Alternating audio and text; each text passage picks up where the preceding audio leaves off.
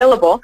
And I would encourage you to look at MACE, which is where this slide came from. That's the multi-agency collaborative environment model. And they're now beginning to look at those applications. Can you go to the next slide, please?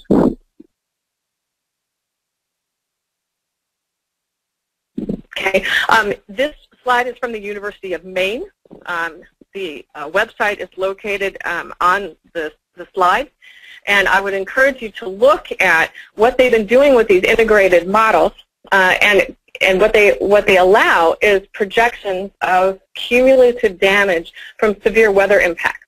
And what these allow you to do is compare what engineering and building code option changes are possible, and compare how those would reduce these losses, and convert them into 3D images through a certain Google-based program. Next slide, please. But I want to focus on one last piece of developing work, which has been done by my colleagues in the insurance industry, Swiss Re, which is groundbreaking in my opinion. They did this work in collaboration with Entergy and with McKinsey, a group called ECA, through the Economics of Climate Adaptation.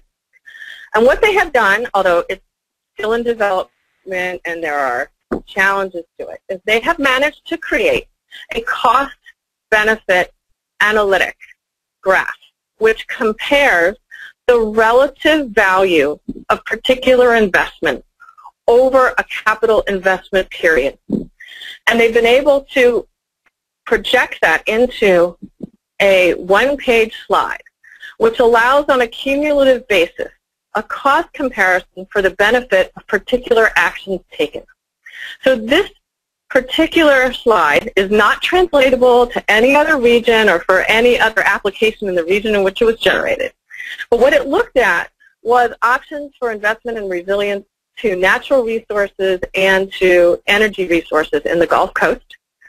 And the result of that analytic demonstrates that for things that are to the left of and below of the hashed line that are on this slide, those actions which would be cost beneficial. So activities which required building changes for roof shape, which required reinvestment in high-risk levees, which looked at retrofit redistributions, all turned out to be highly cost-effective. Certain home retrofits were not cost-effective. But what I would encourage you to do is take a look at this study, because I think it's going to be the future of how we're going to be able to make cogent decisions which will allow municipal planners as well as insurers and other private asset investors and managers on a go-forward basis to make competent, economically efficient decisions relative to resilience investment on a go-forward basis. And I'm very excited about these, but it will require collaboration between the public and private sector. But I do think we have a path forward. And with that, I will conclude and thank you for your time and turn this over to Jeb Brugman, who is quite a thought leader in this area. He is currently the Secretary General of ICLEI and also a managing partner with Next Practice, and has a tremendous background in financing resilience. Jeb? So thank you, Lindeen. I really appreciate the introduction, and the information that's been provided sort of gives us a clear sense of how much innovative thinking and experimental practice is taking place in cities around the world.